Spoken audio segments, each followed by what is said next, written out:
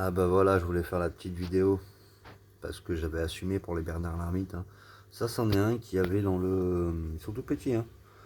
C'en est un que j'avais récupéré dans la Méditerranée, j'assume, il est là, il se promène, hein.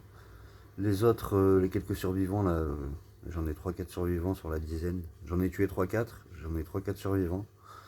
Et je les ai mis dans une autre cuve que j'ai fait pour ensemencer, je vous montrerai plus tard. D'autres roches que j'avais du coup.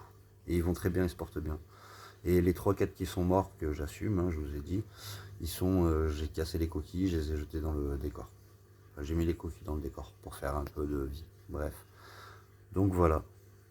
Et je nourris tous les 3-4 jours à la paillette, j'avoue, sur mon bac pour l'ensemencement, mais il va bien, regardez les gars.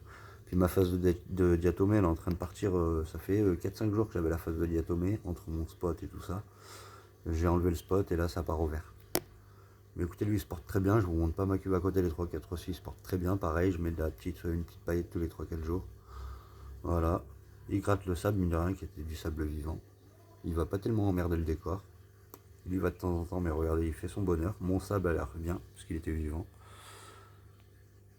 Et puis, vous voyez, lui, là, je pensais qu'il était vivant quand on m'a donné, mais non, il était mort. Mais tant mieux, parce que la coquille, lui, il lui faudra des coquilles en grandissant. Donc, celle-là est un peu plus grande, et ainsi de suite, et ainsi de suite. Un Bernard Hermite, hein, on le sait, il lui faut plusieurs coquilles. Mais je pense que c'est le seul qu'on va laisser, hein. Les autres, je sais pas ce que je vais en faire. Je vais les garder dans les cuves d'ensemencement.